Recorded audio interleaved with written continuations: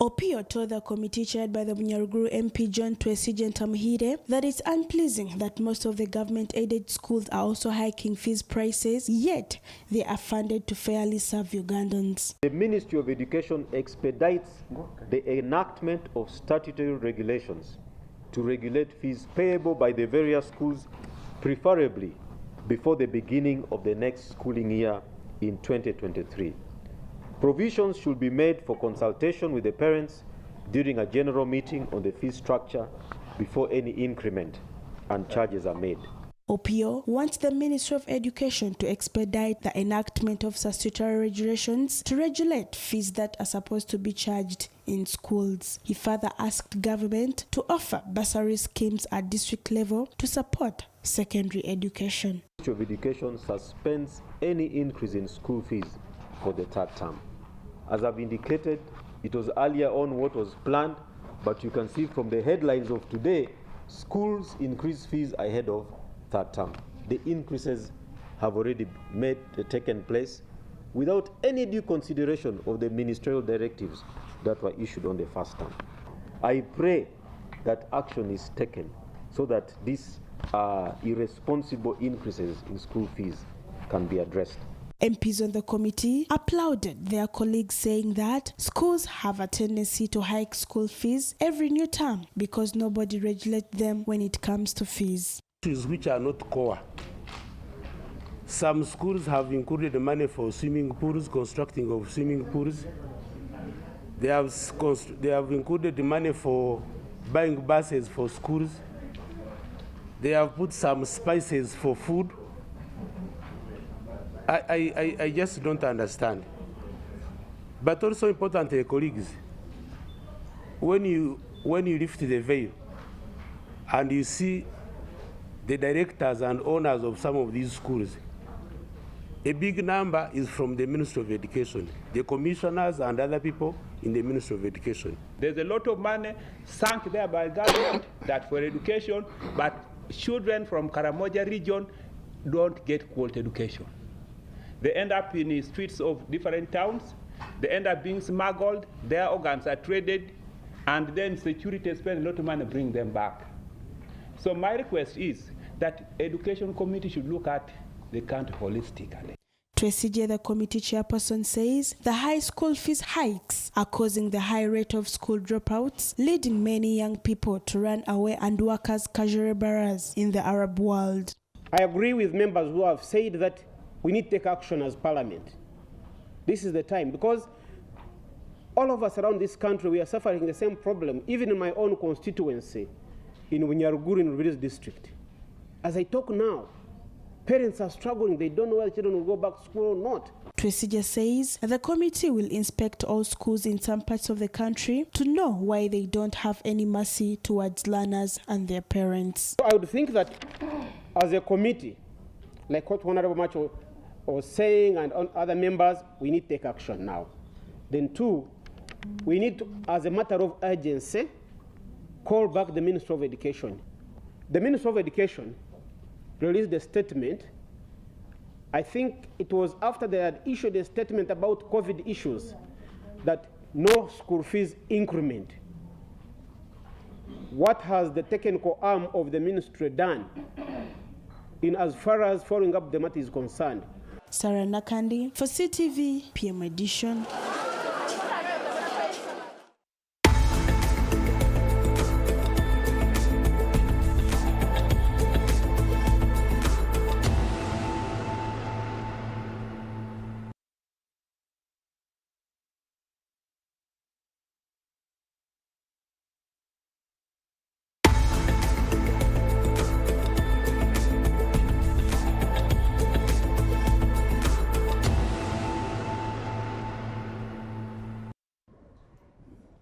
Well, time check is about 56 minutes past 7 o'clock in the morning. My name is Priva Elibaz.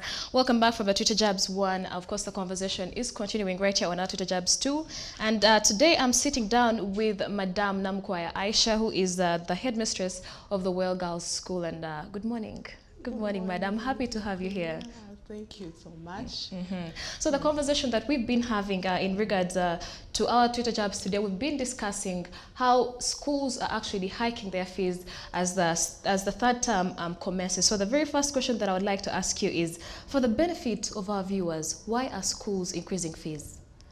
Yes, good morning, our dear viewers. I'm called Aisha Namkwaya, head teacher at Lowell Girls School. Lowell Girls is located at Nachireve, and it is a girls' school, secondary school. This phenomena should not be looked at from the school perspective alone, otherwise we shall not understand it really. Because once the government failed to regulate the price of essential goods and services, for example, electricity, water, soap is essential, the problem began there. So that everyone is putting the other price on any other good. You find fuel in Nachireve is 5,000. You go to Arua, 6,000. You go to Kampala, 6,500. So you find that the prices are varying. So is this increase? Have we increased more? Is it enough? Is it too much? Is it too less? Who regulates this increase of school fees? Yes. Who regulates it? That's where the problem begins from. So each school has increased depending on its level. Some have increased 50%, 10%, 2%, I don't know. So depending on how they are giving the services to these students. Yes, so we have very many justifications, and one of it is that major one, that the government is not regulating the prices. For the schools, for the basic items, and not only schools, basic items and services. Because education is a service, and a very important service to the government. Yes. Because we know that the development of a nation cannot be greater than the education of its people. So the government must be concerned 100% about what is happening in schools. How are these people studying? What is the curriculum? The way it is concerned with the curriculum. But then what is the process of implementing this curriculum? This stuff, Yes. So it goes a long way from only looking at the schools increasing fees, but about other things. Okay, well, Madam Aisha, you see, usually we see that schools normally hike the fees at the beginning of the first term. But here we are in third term. We have candidates that are going back to school, that are going to be sitting for their UCE and USCE and PLE. How and why are we doing this at least in third term? This is third term. This thing began from second term. I would like to note that all schools, including us, the Lowell Girls, we ended the second term with the debts. Because this situation came in the middle of the term, you couldn't increase fees in the middle of the term. You couldn't call parents and say now the price of wheat, the price of, we give our students mandazi, we give them bread. So the price of wheat was high. And because of the fuel, we pump water, we use computers, our electricity is on and off. So we have to use the generator. So we also use the fuel too much. So how is the cost of these services? What is the cost of these commodities? It also depends on the supply, because this is an economic rule that demand and supply determine the prices. Yes. So the supply was very low due to weather, And because we expected, in fact, we expected in the middle of the term, we didn't purchase enough because we expected the prices of flour and even beans to go low, because we thought we are going to get bumper harvest in July and August, as usual. But then even the weather was not friendly. We ended up slashing our maize and giving it as silage to cows. To cows, yes. Yes. So all this affected the prices of commodities, the supply. So once the demand was still high, but then the supply was low. But the prices had to go up. Definitely. Definitely. Well, the Ministry of Education says it directed schools not to increase fees at any one point, and those that are disobeying it, they say will be penalized in one way or another. What's your take on this? Yeah, I don't think you can penalize someone that you are not regulating. You don't know what is happening to schools. Even the inspection is very, very poor. So what difficulties are we going through that the ministry is looking at? How are they helping us? Still, the licenses, we have to pay for the taxes, at least if the taxes were to be waived, so that we have some breathing space. And then we can say, okay, let us not increase fees amidst the year, because it's not normal. We usually increase in the first term, as you said. But then the thing just came. It is a new phenomenon that has not been happening, like increasing fees in the middle of the term, but we had nothing to do. As I told you, we closed the term when we had debts. The budgets were just disorganized because we couldn't do anything. And amidst the term, we also got an outbreak of flu. So the cost of drugs was also very, very high. Some people called it another wave of COVID. The school sick bay. It was just flu, yes. Yes. Well, still speaking of regulation, do you agree that if government actually regulated all schools to have a certain structure of fees, do you think actually the schools would actually follow through and adhere to what the regulation would have stated in regards to keeping the school fee structure uniform? Yes, they would, and it can't be uniform because these schools, it's a choice. You take your child where you're mandated, yeah. So you cannot say that it will be uniform unless maybe for government-aided schools, which is also not the same case. Because from the Twitter jabs I was listening to, you know, there are some government schools. These schools are all government schools, but they are not equal. Yes, so you cannot say that our Wamatovu secondary school is equal to Namagunga because they are all government schools. Yes, they are different. So when the government regulates, we can at least maybe, but depending on other services that they are going to give us. So we can't say and blame the government too much because at least we are happy they distributed books even to private schools for the new curriculum. Unless the government, you see when they come in. If I can tell you one time, I remember, depending on this price regulation, sugar went up to 4,000. But our president came out and said, why is sugar up?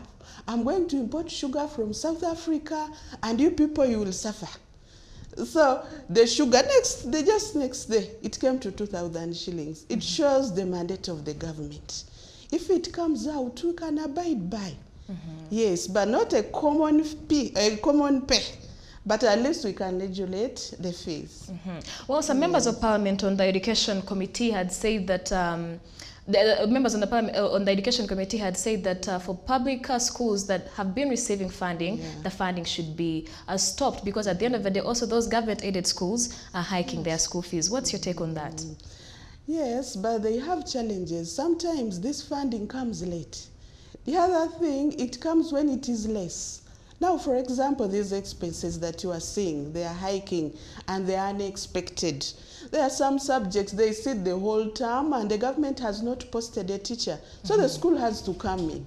For example, I've been having a problem of Swahili teachers in government schools. They are nowhere to be seen, Swahili teachers and even sports teachers.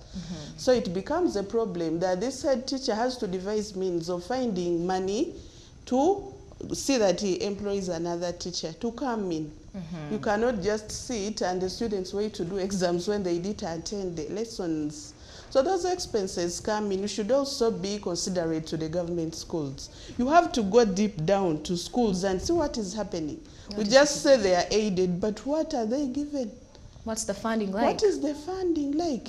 Given the situation, because usually when we are making these assessments, we use the SMART formula. So is it systematic? Is it measurable? Is it accurate? Is it realistic? And is it time bound? If you are paying as a government, you are paying for the student of O level 6,000 shillings per term. Is it realistic at this time? Yes. So it's not time bound. You have to also increase the aid as government to these schools so that you can enable them run and have quality education. That's why our parents are going to private schools. Because now you look at the quality, it has to be compromised by all means. Absolutely. Yes. If the facilitation is small, if it is not systematic, it is not accurate to the time, you'll find that quality is compromised. It's compromised at the end of the day. Yes. Well, I like that you say Lowell Girls School has also, increased fees to a certain degree. Did you first consult the Ministry of Education? Because I'm aware that back in May, certain school head teachers had actually submitted their intended fee structures to the Ministry of Education for consideration. Yes. Yes. Did you alert the ministry before increasing the fees? Yes, we did, and the answers were late. So we had to act faster. Because as we talk now, the candidates are already at school. Yes. Yes, so but the ministry just came last week, I think, to pronounce itself. But then already the students had begun coming. We had already issued the circulars. We went for holidays early alone. And remember, we had a deficit of COVID for 2 terms, so we had to cover up. Catch up, yes. To catch up. So also the COVID situation was still within us. I like that you mentioned you had to catch up for the two school terms. Do you believe in the quality that is that's been given to the students? Remember, not only did it just affect them because of just 2 terms and studying back to back, we also had a phase where teachers were striking. Yes. So what's the quality of education that we're going to see in these students, especially the candidates that are sitting this particular year? We have tried, particularly as Lowell Girls, we have tried by increasing the terms, by going an extra mile to teach them during the holidays. We have been having online lessons. We have tried at least to engage them. For me, I think the candidates are very ready for these exams, at least for the schools that have tried so much to engage them in discussions, in doing papers, teacher consultations, as we do at Lowell Girls. So really, I think we are going to bring out a well-mentored, a fully-fledged person and a candidate. Yes, that's amazing. Yes, well, as Lowell Girls School, because I know you're also parents, you also have children that you take to schools. But what are you doing to help or support parents catch up or cope with the new fee structures, those who are finding it a challenge? Yeah, thank you for that question. As Lowell Girls School, we have put what we call promissory notes. So a parent can come with, say, 200,000 shillings, and then she can write every week, I'll send 100,000. After a month, I'll send some 300,000. So we have agreed on this for our parents very much. And we have one parent, she comes to school, she brings her girl, and now the girl is a candidate, senior 4. She just comes with 200,000, but every week she deposits 50,000 shillings. Very strict, and in this school pay, at least you can comfortably pay wherever you are. Yeah. So it is manageable. So we are trying to understand our parents, because we are also parents somewhere else. We know what is happening. So as I'm here, I'm putting on the lens of a head teacher and of a parent, because I also have children elsewhere who are boys. Yes. So we try to understand our parents very much. And we know parents who have been very good. I would like also to tell you and our dear viewers that despite this school fees increment, last time even most parents didn't pay. Yes, because I was going to ask, some parents defaulted for the last term. They defaulted so much. We had a balance of something like 70 million shillings. In total? In total. Fees it was defaulters. not paid. And school fees defaulters. But we try to understand, we did not get the reports that we are withholding the reports. We didn't say now we are holding the girls until you pay. So we try to understand at Lowell Girls, our parents, our bona fide parents. We try to understand and remember we are dealing with a girl child. Very sensitive gender. Very. Yeah, very. So once she's stressed, once she feels something that is belittling her, then even the brains go. She'll not perform very well. Mental health. Mental health. So as they have come back, you see that even the shopping was small. But at least they are trying to understand. Do you have counselors at school? Counselors who take them through, counseling and, therapy of sorts? Very much. To deal with the mental health of students. And I head the counseling and guidance department, fortunately. Yes, I'm the head because I've taken on another degree in guidance and counseling. I'm very good at girl child counseling, and that's why I think every girl should go through Lowell Girls. I like that. Yes, because they are really mentored as women of the future, as career women. as mothers of tomorrow. So we are trying to see that we really bring up a full woman. Is academically excellent, morally upright, and she can deal with society very well. Very well. We are trying to do that at Loyal Girls. We have very many things that you need to come and see one time. Absolutely, absolutely. Yeah, we have a very vibrant program called Valuable Woman. We teach a lot. How should a valuable woman look like? I love the fact that it's not just about going to classes and studying physics and chemistry and geography, but you deal with, you know, real life issues that affect students, because they're also human at the end of it all. And they are women. They are the mothers of this nation. You hear women complaining that our husbands are, but who gave birth to these husbands? Who brought them up? Some people just grow, they are not brought up. Yeah. So it's these women, still it comes back to us. Who is the mother? It is us. So we have to bring up this girl as a full woman, responsible, and is able even to fight and see that she gets through these world challenges. The trying times. Yes, well, Madam, I wanted to ask, will the school fees reflect an improvement in the quality education, or is it basically to meet the high cost of living currently in the country? It is comprehensive. Because teachers were complaining that, you see, much as schools are increasing fees, we are not getting any salary increment or any bonuses or anything like that. So will it reflect an improvement in the quality of the education, or it's basically to mitigate the high cost of living? Yeah, it is both. It is both. Because we give allowances to our teachers, like in case of Royal Girls. So once we increase fees, they know we have to increase allowances. But also it means the quality will not be compromised. If you are having rice, every Friday you have meat and rice, it continues to be meat and rice despite the rise in prices. But we put it in mind that these people back home, the prices are high. So we try to understand, we try to give bonuses to the teachers that are putting in more and more effort. Well, I wanted to ask, what are some of the measures that you think the government can take on to ensure that there is good quality education in schools despite the high cost of living? Yes, please. So our dear government, me, I like the government by the way, personally. And I think the government is trying to do its best. There are external factors that are also uncontrollable to the government itself. Yes. For example, the fuel prices, I don't think we can do a lot much more about it. The cooking oil, you know, it comes from Ukraine and etc. But the government should do what? Should have buffers. Yes, should have a stabilization fund for these industries. They should subsidize, they should reduce costs so that even the product, the end product, the soap, the salt should also remain, the prices should remain the same, they should not fluctuate. And you saw the increase was too much, from 2,000 to 4,000, from 2,000 to 5,000, that is too much in a very short period. If it is just accumulating slowly and slowly, you can understand. But then it just comes abruptly tomorrow, fuel prices 5,000. You say, wow. So the government must come in and see how to stabilize and to subsidize to help these factories that are producing.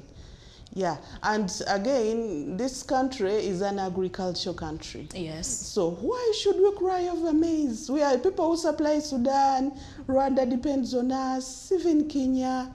I saw those people, trucks coming to Mbale to pick maize. What is happening? We have to go down and see what is happening. We have to go to these gardens, to the villages, give them solar pumps so that even during this bad weather, people can continue growing. This is the 21st century. You shouldn't depend on rain. You just look up and wait. You put your seeds in soil and wait for God's mercy. So really, we have to go an extra mile to see how we can support agriculture. It is our backbone. And once people have food, they are comfortable. But once people are not satisfied, we'll find problems. The street will be full. We have been celebrating having food in Uganda. But now it is not the case today. But is it going to be alleviated tomorrow? Yes, it can.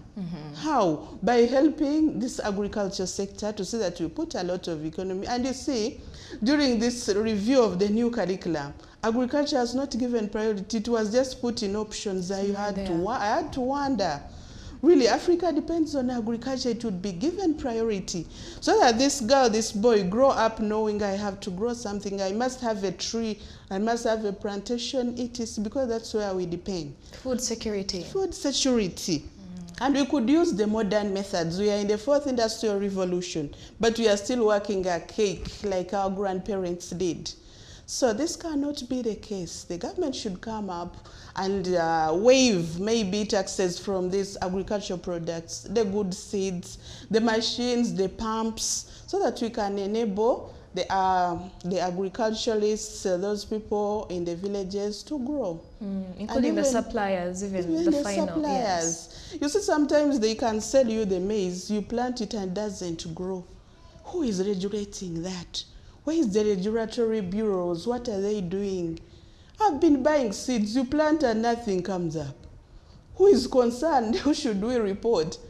Yes, so please, we need to know, the government should come in to see that that is our mother sector that we should give time. To be prioritized. It should be prioritized. And I also call upon the schools to also have alternatives. We shall not depend only on school fees. At one time, these people refused to pay. We have to continue operating. We must have our own gardens. We must have the forest. Some schools have very big land, but they are just there as schools. So even the students should know that at school we do ABCD. Yes, so at Loyal Girls we go an extra mile. We have the gardens, we have the greens, so that the students can enjoy, they can beef up the diet. Do they participate actively in the Very farming? Much. They That's do. Good. Yeah, each house has a garden. Yeah, they have the garden, so we improve. We have the chicken, they eat eggs. So we have to keep up that quality of our students and of the diet. If I had a chance to go back to high school, probably I would go back. I would go to Lowell Girls Come School. to Lowell Girls School. It sounds like a very nice school. But I like the fact that you mentioned that schools are not going to entirely just rely on school fees. They have to have some other alternatives. Let's talk about parents who feel like they're on the verge of having their kids drop out of school because they just cannot cope, not even being able to pay in installments, or even being able to make use of the promissory notes that you have at school. So what are you doing for that section of parents? Yeah, so what we did at the beginning of the term, we are calling upon the parents to have a parents meeting. We see how we can help. Some parents have goods they can bring, not money per se. You can have maize, you can have, maybe you are supplying us liquid soap, and we are trying to tell them, please take these children to school. The future is bright. Let us keep hope alive. You should not lose hope. Good times are coming. Yeah. So you should not think this is the end of the road. We have to continue pushing and pushing, dear parents. Yes. So education is not only for getting jobs. We should try to define education, not for getting jobs. Education is not for jobs. As in Dubai one time. But then going through those railways, you have to read which station, where are you going. It doesn't need a job. You have to have that literacy. So the functional literacy and numeracy must be here with us. We must go to school. Education is not about jobs. Yeah, it's about life, understanding things. Now today, you can't even ride a safe border when you didn't go to school. Will you read that GPS? Will you know where the customer is? Yes. So education is not about jobs. And the way they have changed the curriculum, we shall be creating more jobs. And there are jobs outside Uganda, there are jobs anywhere. Please don't be myopic and think this is the end of it all. Let's take our children to school. We are going to have a very big divide between these people who went to so-called good schools, and these ones who remained in the government, maybe village schools. You'll find that we are different. We are very different, but we all went to school. So I call upon parents to please try and make education a priority. It must be a first priority, and you should not just take these students to school for the sake of it. Yes, let us try, let us push. Good times will come. It's not about jobs, it's about having the knowledge, and this knowledge can be used anywhere. Even in marriage, you need to be very active and knowledgeable and know what to do. At the end of it all, Yeah, yes. you may find the husband has the money, but you don't know what to cook, you don't know what to do, how to make up the house, you know.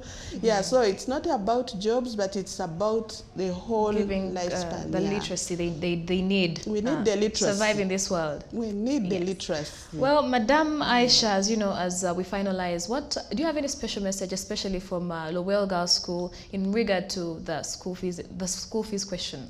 Yes, please. Lowell Girls School, we are calling upon parents that please, you know, in all this, the victim is the student at the end of the day. The victim is the student. So we want to prepare our children for tougher times. You tell them now today is not good, take this. Tomorrow you'll take the other thing. We have to prepare them. They have to know the situation in which we are going through. Should not hide in better. You should tell them this time is like this, so please accept. So as Lowell Girls School, we're really calling upon parents to entrust us with the girl child. We shall talk. We shall talk and see what to do and how we can help the girls continue with their education. At the end of the day, it all affects the girl child. And so we mind very much about their well-being, about their mental health, about their everything. So we are there at Lowell Girls and we are waiting for parents to please bring their girls. Yes, and we shall do the needful. Okay, Inshallah. well, where are you located though? Where is the Lowell exact Girls School location? is located in Nachirebe, just after Maya. From Maya, you go to Nachirebe. From Nachirebe is just 1 kilometer, located very well on the hill. At least now they don't have any other further questions. They know where the school is. The school is. Yes, please. Well, thank you so much for joining us on the show this morning. Yes, please. Thank you so much. And I thank the management of CTV for always inviting us to talk about the things with the public. So I also call upon the viewers to please make CTV a priority. Oh, awesome. That's nice. Well, I've been joined by Madam Namkwaya Aisha, who is the headmistress of the Lowell Girls School. And together we've been talking about the increase of school fees as the third term commences. Of course, she did have so many nice things to say in regards of, you know, how can government mitigate the consequences that have resulted from the COVID-19 pandemic-induced lockdown, and how parents are out of jobs, how they're unable to pay school fees on time, and even some have been defaulters for, you know, for several terms. So we did tap into that conversation, and I also love the fact that she did prioritize mental health of our students in schools. So I beseech anyone who is out there, especially for the stakeholders in these schools, to please prioritize mental health, because not only is, you know, the high cost of living affecting everyone, but it's the adults or the people who have jobs, but also students, because just like she highlighted, some of the things have changed. You know, the shopping has changed. The kind of lifestyle has also changed to manage the current living crisis in Uganda. So I hope you're able to learn a thing or two about this conversation. Of course, it continues on our social media platforms. That is Facebook, Twitter, and Instagram at CTV Uganda. My name is Priva Elibaz. Coming up is a good and very interesting conversation about Little Miss Uganda. This is Sunrise at Sea. Don't blink.